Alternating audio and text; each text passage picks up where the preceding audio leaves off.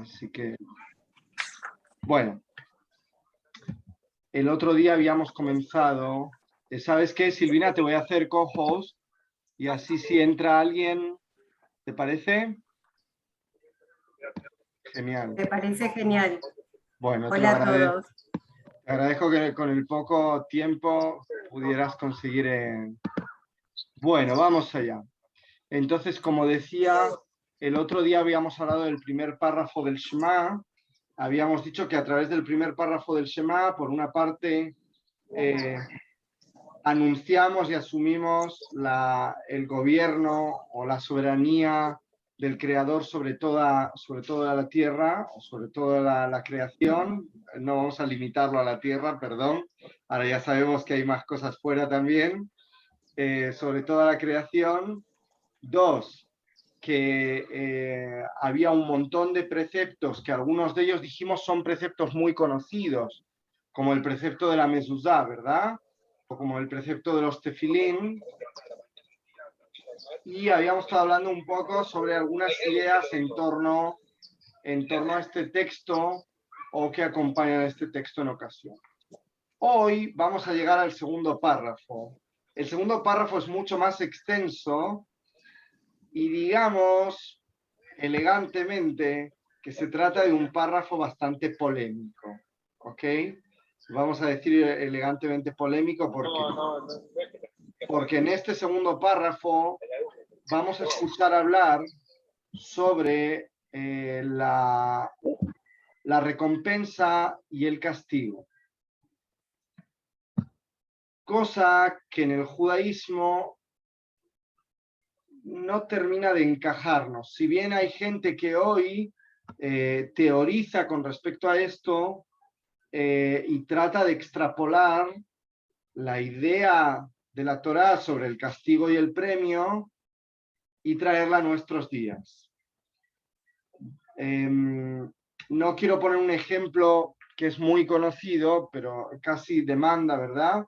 Hay algunas personas que hablan sobre la Shoah y dicen, ahí hubo un problema, el pueblo de Israel se estaba equivocando de camino. Evidentemente, quienes dicen esto se encuentran afortunadamente con una respuesta muy tajante por parte de todos nosotros, porque no hay una forma de explicar aquello como un castigo, ni mucho menos. Bueno, entonces vamos a ver qué nos cuentan del castigo y el premio y si podemos de alguna forma redondear esta visión, esta perspectiva y darle otro cariz. Vamos a ver, primero vamos a ir a nuestra presentación. Disculpadme, aquí está. Bueno, decíamos la frase que hay que saber, que todo judío conoce de memoria, sabe de memoria, estudia y recita es Shema Israel Adonai Eloheinu Adonai Echad, y esta la sabemos de memoria. Escucha, oh Israel, el Señor es tu Dios, el Señor es uno. El primer párrafo ya lo leímos y ahora vamos al segundo. Y será que si cumplís mis preceptos, los que yo, el Señor tu Dios, te he ordenado hoy, o sea, si haces lo que yo te estoy ordenando, lo que te estoy diciendo, ¿y qué es lo que te está diciendo? Amando al Señor vuestro Dios, o sea, asumiendo su soberanía, ¿cierto? Pero también sirviéndole con todo vuestro corazón y con toda vuestra alma. Que aquí decíamos, Rabbi Akiva, ¿cierto? ¿Recordáis ese relato tan cruento? Rabbi Akiva en el momento de la tortura y dice, toda mi vida soñé con poder cumplir este precepto hasta el final y fíjate, lo estoy cumpliendo. Hashtag polémico también esta afirmación de Rabbi Akiva, sin duda. Dice, en este caso, habrá lluvia en su tiempo, tanto la primera lluvia como la última lluvia, y recogerás el grano y el mosto y el aceite, y tendrá pasto tu ganado, comerás, te vas a saciar, pero ahora sí ten cuidado, ¿ok? Que tu corazón no se sienta tentado y se desvíe. El corazón como lugar del pensamiento, no del sentimiento. Eso es algo del siglo XIX, del romanticismo. En el corazón lo único que hay son pensamientos. Los sentimientos están en los riñones, son algo mucho más visceral. Dice, y os desviéis a servir a otros dioses y os reclinéis entre ellos. O sea, se cometas idolatría. ¿Qué es lo que más le molesta? La idolatría. Entonces se enfurecerá el Señor contra vosotros y cerrará los cielos y no habrá lluvia y la tierra no dará su fruto y seréis expulsados rápidamente de la buena tierra que el Señor os dio y pondréis estas palabras en o sobre o por encima de vuestros corazones y en vuestras almas. Hasta aquí en este párrafo tenemos el premio y el castigo. Seguimos un poco más. Y pondréis estas palabras en sobre por encima de vuestros corazones y en vuestras almas. Y las ataréis como señal en vuestras manos. Aquí tenemos de nuevo los tefilín, ¿verdad? Y un adorno entre vuestros ojos, tefilín de la cabeza. Las enseñaréis a vuestros hijos. Mitzvah Talmud Torah, el precepto de enseñar Torah a los hijos. Y hablaréis sobre ella cuando te sientes en tu casa, cuando recorras el camino, cuando te acuestes, cuando te levantes. Y las vas a escribir sobre las jambas de tu casa, la mitzvah de la mezuzá, y sobre tus portones. ¿Para qué? Para que se alarguen tus días y los días de tus hijos sobre la tierra que prometió el Señor darle a tus padres, como los días del cielo sobre la tierra. Bueno, vamos a hablar un segundito sobre esta cuestión, a ver si consigo cerrar aquí, del premio y el castigo. Porque sin lugar a dudas, pero sin lugar a dudas, es un concepto problemático. ¿Por qué? Porque la pregunta es si podemos creer en un Dios, o tenemos que creer en un Dios, que está implicado en el mundo, hasta tal punto que si a mí me cae ahora una gota de agua encima de la cabeza porque el vecino de arriba se ha olvidado la lavadora puesta y se le rompió la tubería de la lavadora y a mí me cae una gota, si yo tengo que llegar a pensar que eso es Dios que me ha enviado la gota para que me caiga encima de la cabeza. Hay muchas perspectivas sobre esto, sin lugar a dudas, ¿ok? También hay diferentes posiciones o diferentes posicionamientos con respecto a esto en el propio Tanaj, en lo que llamaríamos la Biblia hebrea. Tenemos desde ese Dios que está totalmente implicado, que toma a su pueblo, que lo saca de Egipto, que le envía las plagas al faraón, hasta el Dios del libro de Esther, que no está. ¿Ok? Que no aparece, que no actúa. Hay quienes dicen, sí, cada vez que está escrita la palabra Melech, rey, se hace referencia a Dios. Pero es un lindo midrash, es una linda explicación, pero no va acorde con la realidad literaria del texto. Ahora, en la Torá tenemos estas dos posturas, la del Dios oculto, que no está detrás de la historia, y la del Dios que está detrás de la historia. La pregunta es hasta qué punto está detrás de la historia. Y ahora yo os propongo hacer una relectura del texto. Y nos dicen, ¿y será que si cumples con los preceptos que te estoy ordenando hoy? Y sabéis que en el judaísmo tenemos, o tal vez no lo sabéis, pero ya os lo digo, varios grupos de preceptos, diferentes preceptos. Hay preceptos que son entre una persona, entre la persona y Dios, y hay preceptos que son entre la persona y otra persona.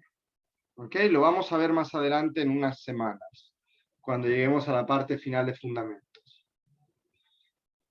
Aquellos preceptos que son entre la persona y Dios, tenemos, por ejemplo, no me quiero meter en un sembrado, tenemos, por ejemplo, los sacrificios en el templo. ¿Ok? Pero hoy ya no hay Betamikdash, hoy ya no hay templo. Por lo tanto, no podemos realizar sacrificios porque no tenemos dónde. Por lo tanto, esa no la podemos cumplir. Podemos cumplir con el amar a Dios, ¿cierto? ahí nos lo recuerda también en el Shema.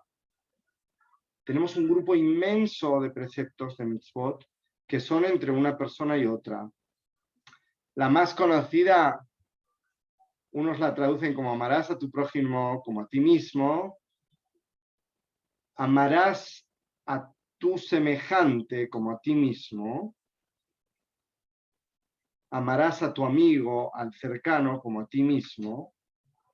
Y aquí en el judaísmo este precepto se enfoca hacia las personas del pueblo de Israel, porque hacia las personas que no pertenecen al pueblo de Israel hay otro tipo de obligación, ¿ok? Que tiene que ver con Habiba Adam Shenivra B'Tselem. Estimada es toda persona, ¿por qué? Porque fue creada a imagen.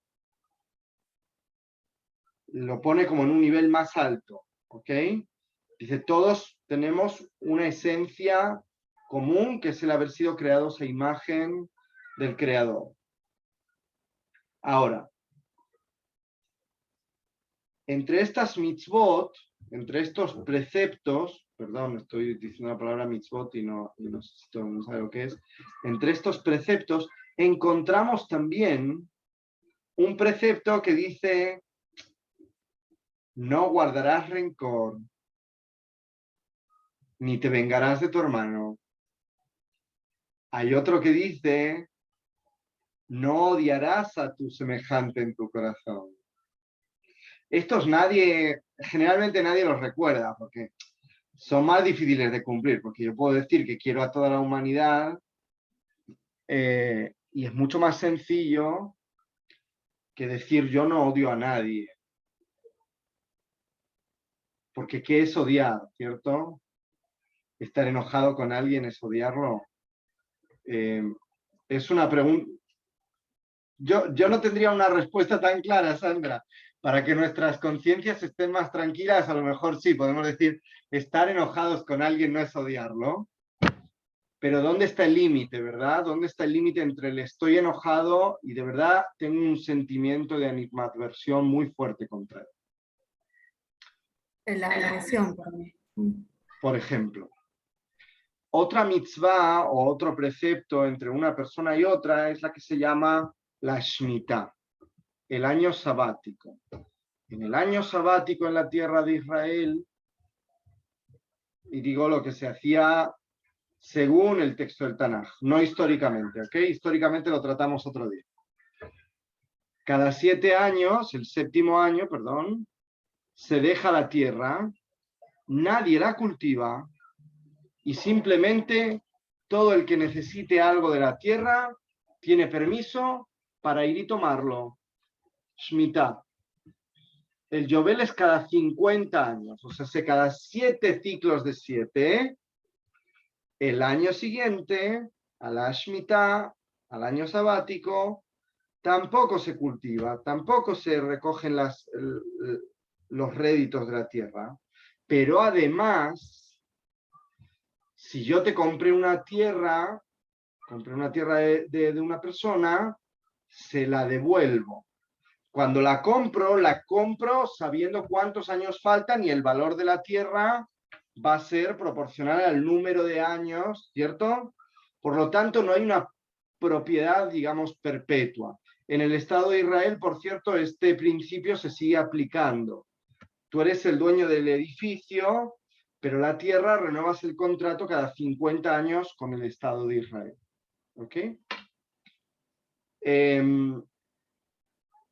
Esto tiene muchas implicaciones, pero fijaos, la responsabilidad colectiva que implica el hecho de realizar este reparto, ¿cierto? De alguna manera, es muy interesante. Podemos tener críticas, podemos tal vez querer plantear diferentes posiciones, diferentes posturas, diferentes modelos para hacer esto y de cómo generar una situación en la que todos tienen recursos, pero la Torá nos invita a ello. Por ejemplo, los judíos, ¿cuál es la herramienta más empleada por nosotros hasta el día de hoy? La tzedakah. Nosotros no damos caridad. La caridad, la palabra caridad viene de caritas, en latín, amor. Nosotros no practicamos la generosidad fundamentada en el amor, sino el reparto sustentado por la idea de la justicia. Tzedaká viene de la palabra justicia. Yo no le estoy dando al otro porque yo soy bueno. Yo le estoy dando al otro porque el otro merece, ¿cierto? Ahora, ¿qué quiere decir le estoy dando? Estoy redistribuyendo la riqueza, le estoy dando las herramientas, porque la tzedaká tiene mucho que ver con eso. Le estoy dando trabajo, le estoy enseñando que haga algo, que adquiera una habilidad para poder sostenerse, etc. Bueno, esto tiene que ver con ese concepto, con esa idea. Entonces, en el judaísmo tendemos a ir por ese otro camino, por el camino de decir, es importante que la persona pueda sostenerse. Ahora, fijaos, si nosotros nos olvidamos de esos preceptos que son entre una persona y otra, y empezamos a, qué sé yo, a hablar del otro, y empezamos a hablar mal del otro, o bien, a veces bien también, puede dañar, o empezamos a hacer una serie de cosas, esto va a generar una situación que al final va a explotar por sí sola. No es que el creador, no es que Dios va a tener que empujarte de la tierra de Israel y te va a tener que echar.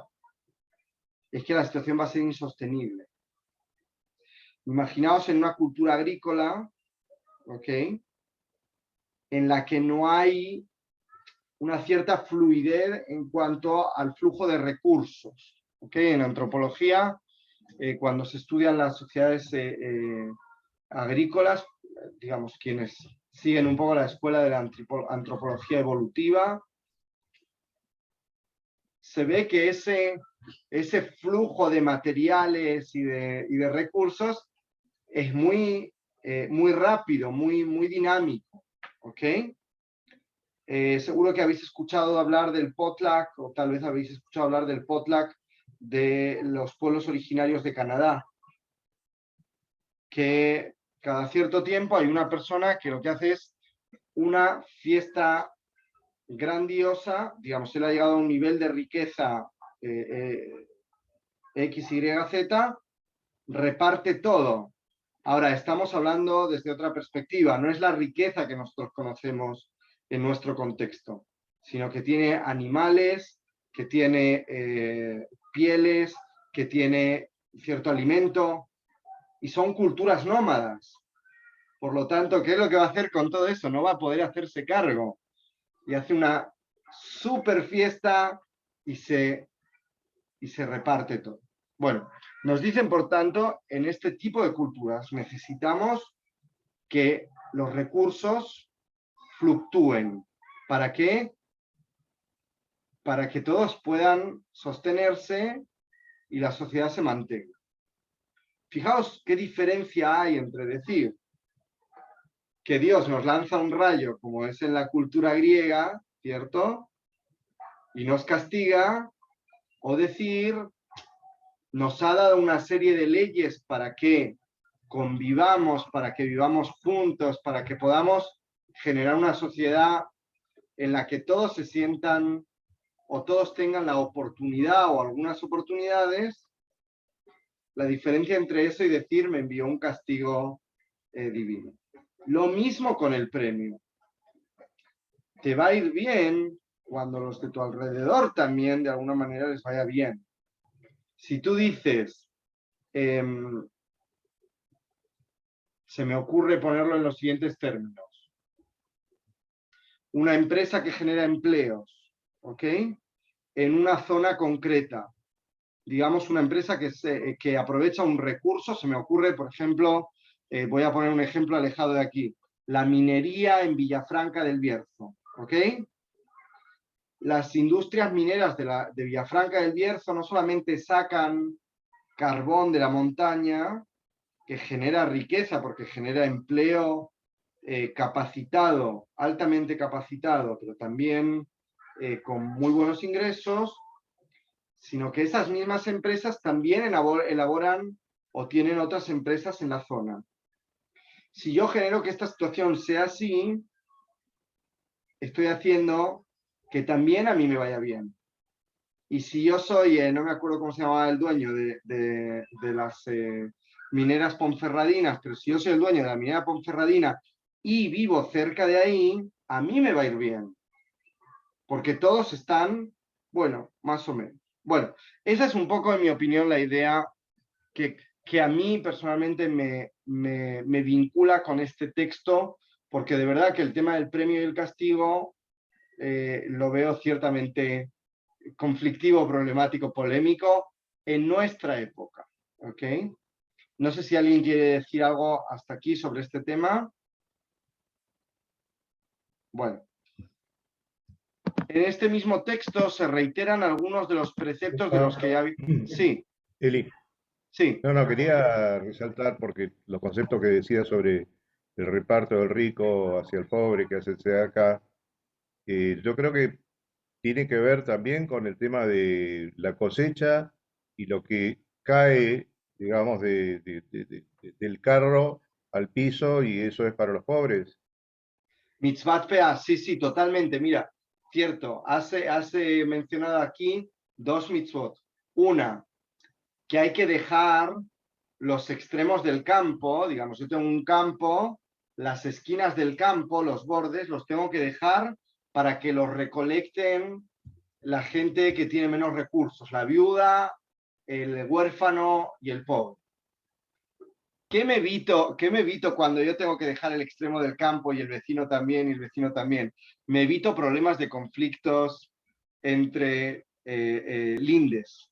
No sé si alguno habéis tenido una familia agricultora, pero yo recuerdo que los grandes conflictos en el pueblo eran por los lindes de las propiedades cuando pasaba la cosechadora y a veces se pasaba un par de metros del linde en el campo del otro.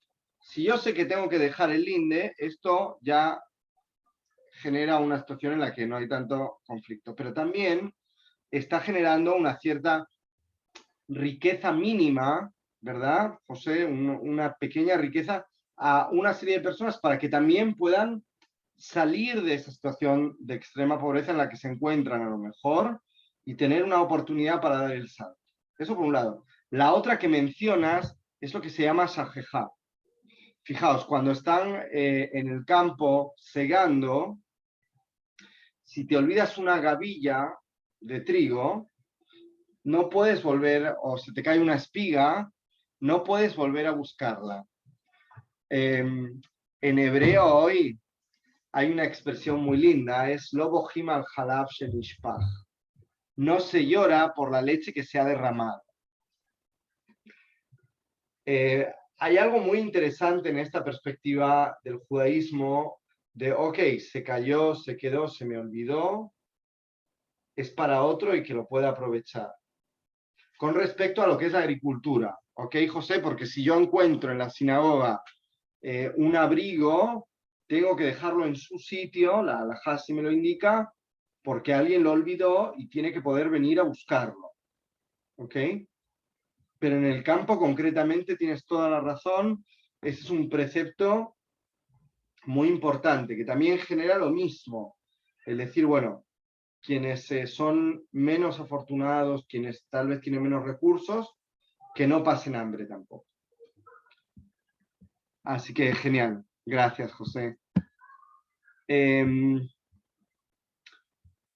este texto se repiten algunos de los preceptos que ya habíamos hablado, como recordar los preceptos y enseñarlos a nuestros hijos, enseñar a nuestros hijos, recitar el Shema por la mañana y por la noche, al acostarse y al levantarse, el precepto de los tefilim, ¿ok?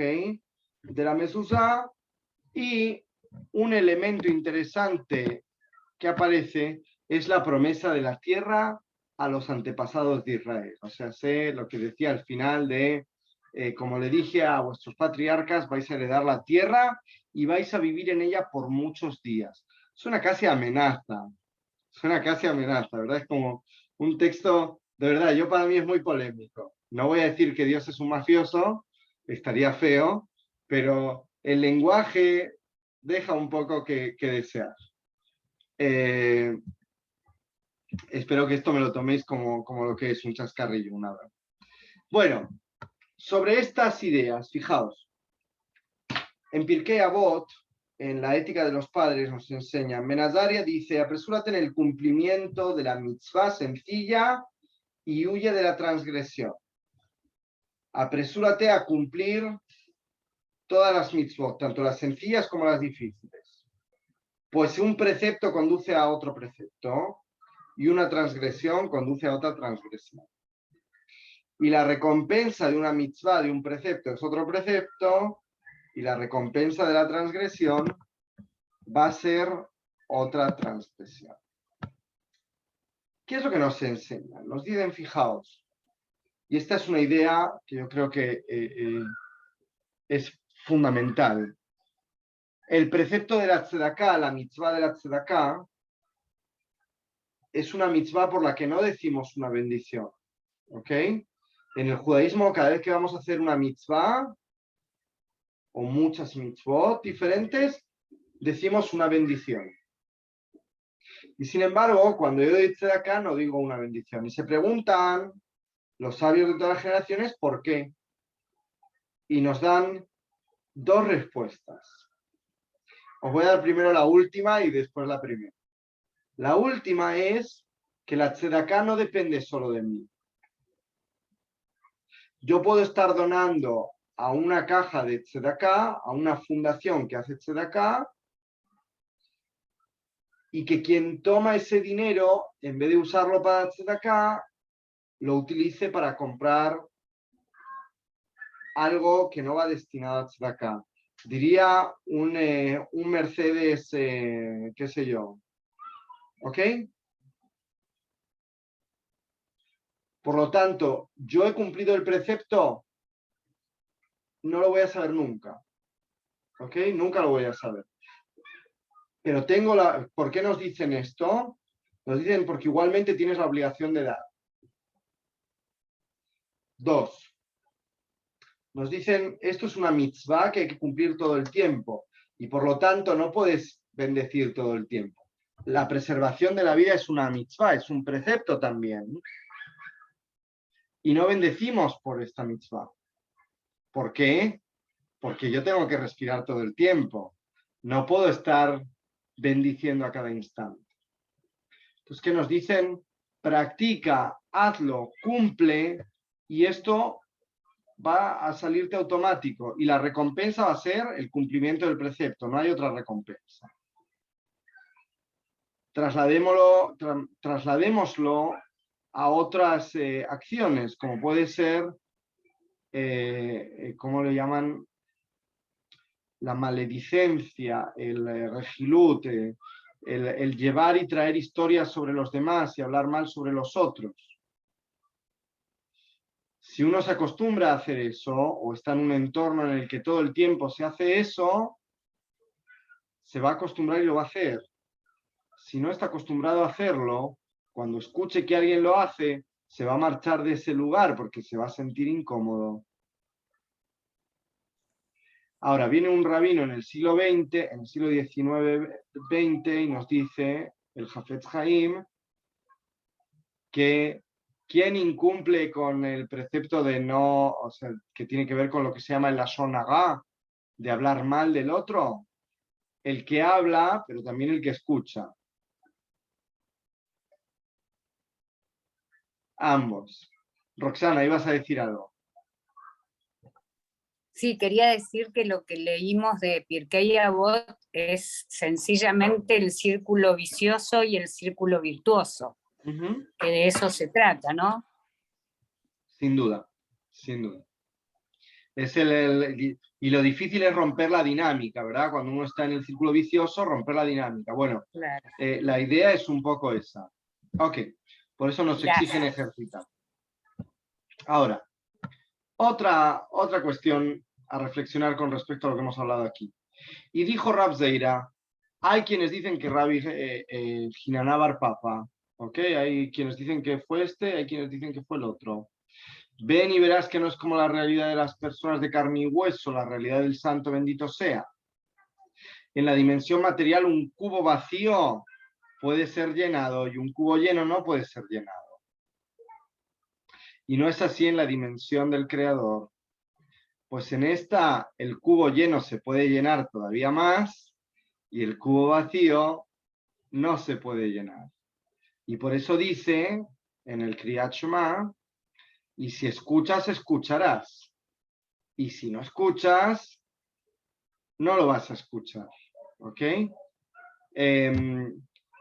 Por lo tanto, digamos, lo que nos vienen a relatar es que la acción, la repetición de la acción, es lo que nos hace estar ejercitados para poder seguir haciéndolo. La reflexión, pensad, no sé, en vuestros años de universidad. Pensad en cuando empezasteis a estudiar y cuando desarrollasteis el hábito del estudio. Y lo diferente que era el primer año y el tercer año y el quinto año. Cada uno con sus propios niveles de dificultad. Pero la diferencia en la dificultad del tener el hábito, ¿no? Aunque uno salía del secundario, pero la universidad era otra cosa. Bueno, otra idea más. Antígono is de Soco, una persona de Soco. Recibió su enseñanza de Simón el Justo, que fue un Cohen Gadol, un sumo sacerdote muy importante. Y él solía decir, no seáis como los esclavos que sirven a su amo para recibir un premio. Aquí volvemos al premio y al castigo. Sino sed como aquellos que lo sirven sin el interés de recibir el premio, y que sea el temor del cielo el que esté sobre vosotros. O sea, sé que lo que os oriente en vuestra acción no sea el hago esto porque soy bueno, sino el hago esto porque lo tengo que hacer. No porque espere una recompensa, sino porque la recompensa es la acción en sí misma. ¿Y qué es lo que os tiene que guiar? Dice el temor al cielo. Otra idea más. Rambam, Maimónides, en un texto que escribe sobre la tshuvá, sobre el arrepentimiento. Voy a decir arrepentimiento simplificando, ¿ok? Cuando lleguemos al concepto tshuvá, lo voy a decir más lo que implica, pero vamos a llamarlo de momento el arrepentirse. Dice, encontraremos la interpretación de todas estas bendiciones y maldiciones de las que hablábamos hasta ahora. De esta manera, si servisteis al Señor con alegría, o sea, si hicisteis lo que tenéis que hacer con ganas y guardasteis sus caminos, os beneficiaréis de esas bendiciones. O sea, fijaos, incluso si hago algo pero no estoy contento de hacerlo, no me voy a beneficiar del haberlo hecho. Pensad en vuestra vida en cuántas ocasiones esto os ha llegado a suceder. Que hicisteis algo, era lo correcto, pero no lo hicisteis con tantas ganas como con tanta alegría y no hubo un beneficio tan claro. Ello con el fin de que estéis libres para enriqueceros de la Torah, estaréis alejados de las maldiciones y cerca de las bendiciones para estudiar la Torah y os ocupéis de ella para que disfrutéis de la vida por venir. Ahora, no está claro qué es esta vida por venir, ¿ok? No estamos hablando de después de la muerte. Por siempre te beneficiará en el mundo en que todo será bueno y alargarás los días para el mundo en que todo es por siempre. Se está hablando de una idea utópica, ¿ok? No está hablando específicamente de la vida después de la muerte. Y encontraréis referencias a los dos mundos, a la buena vida en este mundo que nos lleva a la vida en el mundo por venir, en lo siguiente, pues no adquiere sabiduría y realiza buenos actos, no disfrutará de ello, pues está escrito, no hay acción ni cuenta y entendimiento o sabiduría en el Sheol. Ok, ¿qué es el Sheol? ¿Y por qué lo trae aquí Maimónides? El Sheol, para decirlo pronto y rápido, es el infierno. Pero no es el infierno. El Sheol es el lugar al que pensamos, ni siquiera creemos, teorizamos, pero muy levemente y sin dar muchas vueltas en ello, que cuando una persona muere va. ¿Ok? No sabemos lo que es, no sabemos cómo se ve, no sabemos qué tipo de acción o de experiencia hay allí, Lo que sí sabemos es que allí la persona no puede actuar. ¿Ok? Que cuando digo actuar me refiero a accionar. Dice, no esperéis a que llegue esa otra vida o este otro mundo o ese otro lugar por venir, porque el día que llegue ya no vais a poder hacer nada. Todo lo que hagáis tenéis que hacerlo aquí. Raya el hedonismo. ¿Ok? ¿Por qué digo raya? Porque Rambam incluye una perspectiva ética y moral. Tienes que hacer lo correcto, no solo lo que te genera disfrute. Pero de alguna manera, dice, aprovechan este mundo porque aquí empieza y aquí concluye.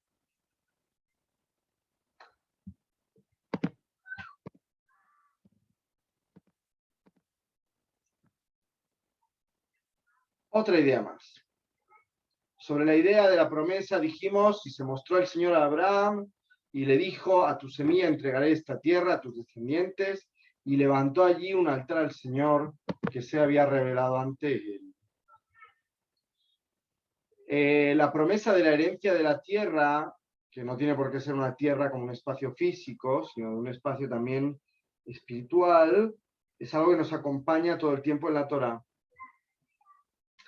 Fijaos, otra idea que tiene que ver con esto.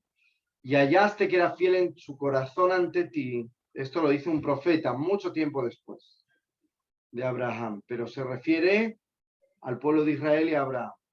E hiciste el pacto con él, ¿con quién? Con Abraham, para darle la tierra del cananeo, la del eteo, la del amorreo, del ferezeo, del jebuseo, del gergeseo, para dársela a su descendencia, y cumpliste tu palabra porque eres justo. Fijaos, hoy históricamente sabemos que posiblemente en la tierra de Israel convivimos con todos estos pueblos alrededor. Estaban todos los pueblos, no era un espacio, no había un continuo territorial. Lo que dice el profeta es que viste que era justo y cumpliste tu promesa.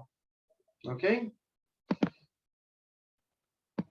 No sé si hay alguna cuestión, pregunta, referencia sobre estos textos que hemos leído. Bueno, pasamos entonces al tercer y último párrafo del Shema, que es mucho más breve y en el que también encontramos algunos preceptos. Y le dijo el Señor a Moshe, habla a los hijos de Israel y diles que hagan flecos en los extremos de sus ropajes en todas sus generaciones. Y pondrán sobre cada uno de los flecos, sobre los tzitzit, un pequeño hilo azul. Y será para vosotros el tzitzit y lo veréis y recordaréis que vais a recordar los preceptos. Entonces la idea es que tengas ese hilito y te recuerde los preceptos. ¿Para qué? Para que los cumplas. Y no os desviaréis siguiendo a vuestros corazones, que os dije es el lugar del pensamiento, o a vuestros ojos, en pos de los cuales os corrompéis. ¿Para qué? Para que recordéis y cumpláis todos mis preceptos y seáis santos para vuestro Dios. Santos quiere decir diferenciados. ¿Ok? Yo soy el Señor vuestro Dios, que os sacó de la tierra de Egipto para ser vuestro Dios. Yo soy el Señor vuestro Dios. Bueno, en el tercer párrafo encontramos el precepto de los tzitzit, que son esos flequitos que a veces vais a ver, que llevamos por fuera de la ropa, pero que también están en lo que se llama el talit. Sí, Sandra. Porque ahí lo que leo es que no dice que sean solo los hombres, pero yo siempre vi solo hombres. En la Edad Media en España y en el norte de África también las mujeres cumplían con el precepto por las mañanas. Hay una carta de un rabino del norte de África en la que es una pregunta que le plantean, no recuerdo si es del siglo XVIII, siglo XIX o del XVII, no quiero pillarme los dedos, o sea que te doy un rango muy amplio, que la encontraron en el Cairo, en la Kenizá, en un antiguo archivo en el Cairo, en el que había muchos documentos judíos muy antiguos, y le hacen una pregunta y él dice una frase muy interesante, dice: aprended de las mujeres de Sefarad, de España, que se levantaban a cumplir con el precepto de la lectura del Shema y los Tzitzit antes de que se levantasen sus compañeros, sus esposos. Tradicionalmente vas a ver que hoy son los hombres los que se lo ponen. En nuestra sinagoga, para subir a la Torah, las mujeres también se ponen los tzitzit. En principio, tendríamos que pensar que la obligación es para todos. Si tú me preguntas a mí, mi interpretación, mi forma de verlo, es que la misma obligación que tengo yo la tienes tú. Pero hay muchas otras perspectivas. Evidentemente, en el mundo clásico, la mujer no está obligada, y es una opinión minoritaria, por cierto, en el Talmud, ¿okay? Que generalmente las decisiones se tomaban por mayoría, pero la mujer no estaba obligada a cumplir los preceptos que venían marcados por el tiempo. Y el precepto del tzitzit hay que cumplirlo cuando ves, dice, porque ¿cuándo lo puedes cumplir? Cuando lo ves, porque es para verlo. Entonces, cuando hay luz, entonces ya hay un tiempo marcado para cumplir ese precepto, y la mujer, el pequeño y el esclavo no tienen la obligación de cumplir ese grupo de preceptos. Ahora, esto podemos polemizar 1 hora, 2 horas, 5 horas, no nos vamos a poder reñir o discutir con ellos. Personalmente creo que hay un valor añadido en el asumir estos preceptos y cumplirlos, pero con conciencia, sin decir, sin obviar el pasado histórico o el pasado, y sin obviar tampoco el significado. Vi que José también abría el micrófono.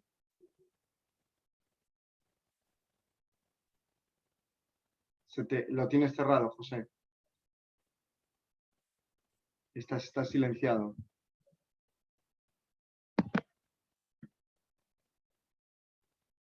No te oímos.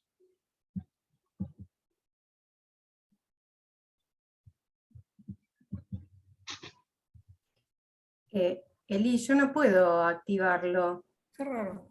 Déjame ver, espera, porque le estaba... lo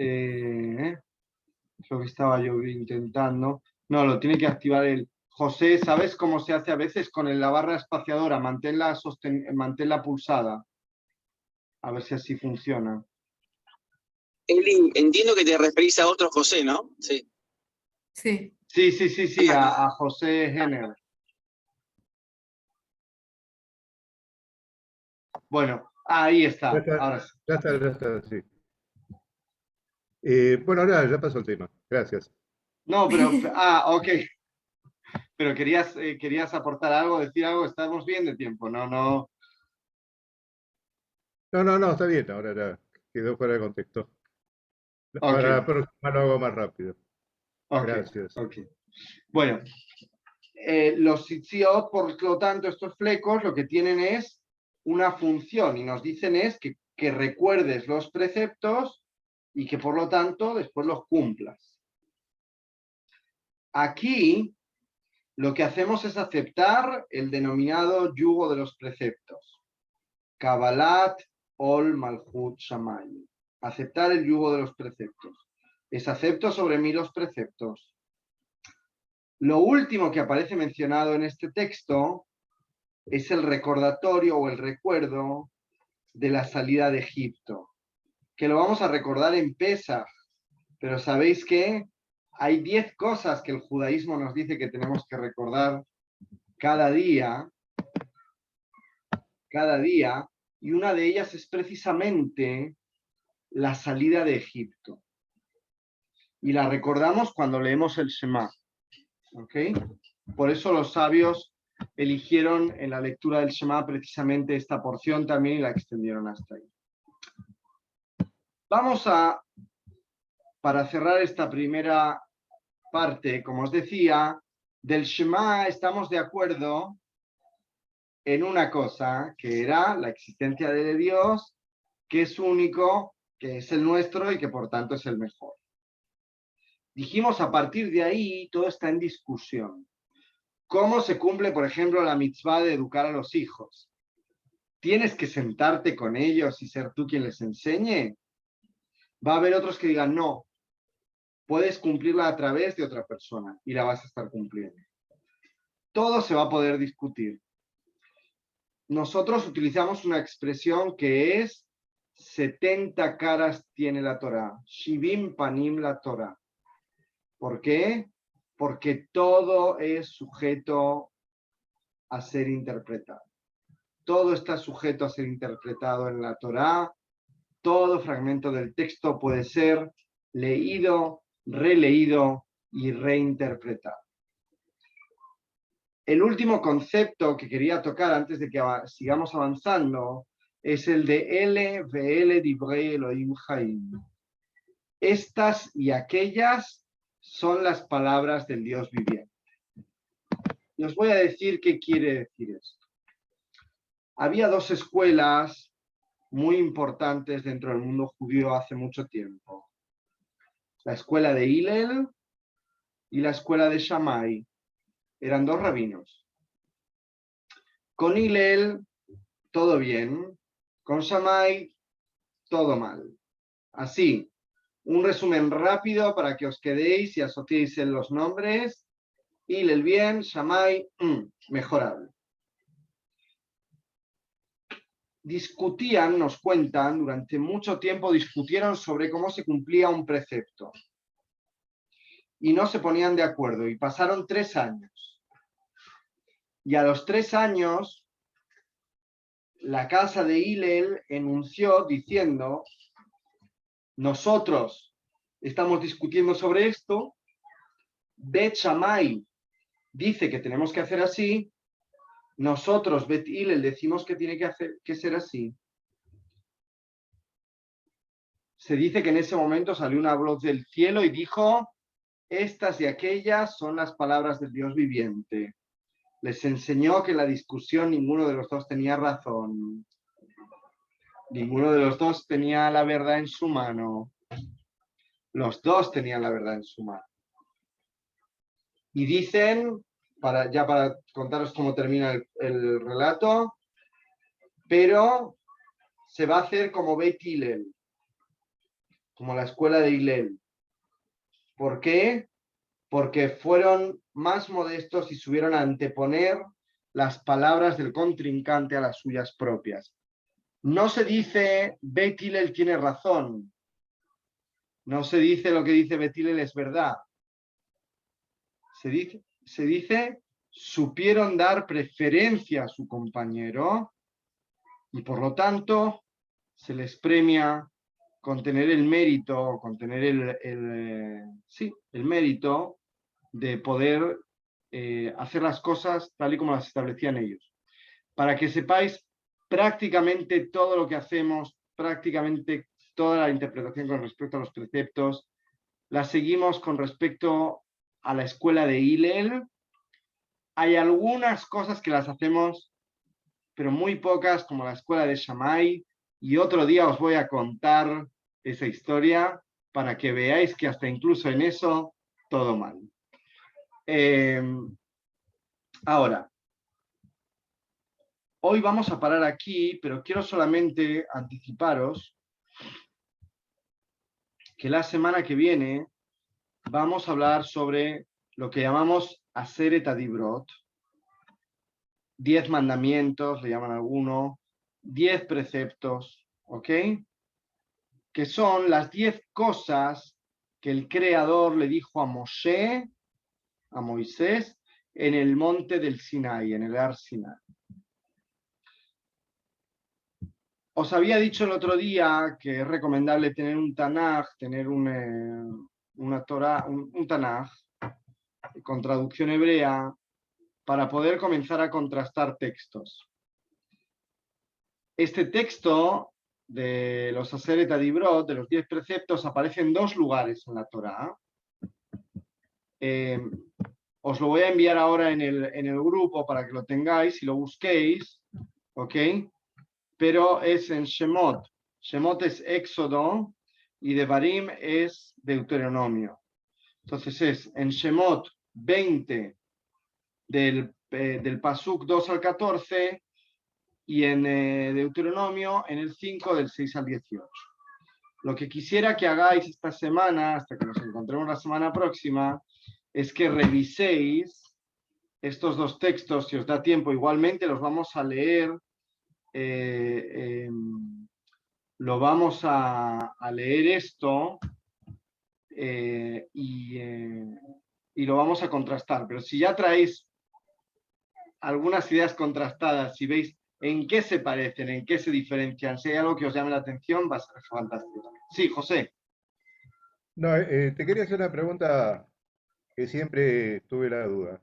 Cuando baja Moisés del Monte Sinai con las dos tablas de la ley y ve al pueblo haciendo actos de paganismo y rompe las tablas, ¿esas son las tablas que permanecían dentro de la Arca de la Alianza? ¿Rotas? Bueno, genial, una pregunta fantástica. Hay dos juegos de tablas en el arca. Están las segundas y Dios le dice también que ponga las rotas. Y las tablas rotas también estaban dentro del arca. ¿Sabes cuál es la diferencia entre las primeras y las segundas? Las primeras, mientras Dios hablaba, se iban tallando con la voz de Dios. Las segundas le dijo a Moshe, ahora vas a tallar unas iguales que las que hice yo al principio. Entonces, bueno, y una segunda pregunta y de mi parte terminó. Además de los 10 mandamientos que estaban en las dos tablas, había una serie de leyes que dictó Adonai a Moshe y que él escribió en tablillas, porque después hablamos de muchos de los derechos y obligaciones, o sea, la primera base jurídica civilizada en el mundo, de la cual inclusive todavía hoy se usa muchos de esos preceptos. ¿A dónde figuran esa cantidad inmensa de, de- de- de leyes que no estaban solamente en los 10 preceptos? en la Torá, Dios le dicta a Moshe las tablas, le entrega las tablas, perdón, y le dicta la Torá. Ahora, vamos a verlo al final del año cuando hablemos de las corrientes en el judaísmo, que hay diferentes visiones sobre cómo fue entregada la Torá. Si fue entregada como una copia de un libro, ¿no? Yo vengo y le doy a José una copia de un libro, si fue dictada en ese momento y Moshe la escribió, y hay otros que dicen que Dios la fue inspirando a lo largo de varias generaciones y fue escrita en un periodo histórico, ¿ok? Como más amplio. Ahí ya es una cuestión de fe, por un lado, y es una cuestión de, digamos, hay muchas cuestiones ahí que son muy interesantes y son para hablarlas, porque de verdad que son muy profundas. Bueno, Sentate si querés, negro. lo sabremos más adelante. Sentate ahí, Gracias. ¿no? Total, no pasa nada. Bueno, entonces, yo voy a enviaros la semana próxima, os voy a enviar ahora en el grupo una imagen con estos dos textos para que si queréis ir leyéndolos, los vayáis leyendo, os hagáis una tabla en la que enfrentáis el uno con el otro, no sé, lo que vosotros decidáis, ¿ok? Y la semana que viene nos reencontramos, mismo lugar, misma hora, y seguimos analizando. Sí, Nicolás, perdón. Una pregunta muy breve. Solo, ¿esta versión es una versión válida? ¿De quién es? Editorial ¿Quién es la Jerusalén? editorial? Jerusalén, de México. En principio sí, debería ser. Ok. ¿No? En principio sí. En principio sí. Bueno, gente, no sé si hay alguna pregunta más, algún comentario, algo.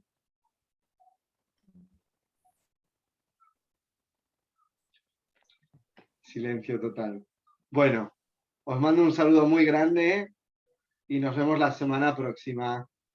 Chao a todos. Laila Chao a to. todos, gracias. Laila to. Gracias. Bien. Chao. Y Shabbat Gracias, Eli. Shalom. Chao, chao. Chao a A todos. vosotros, gracias. Un abrazo.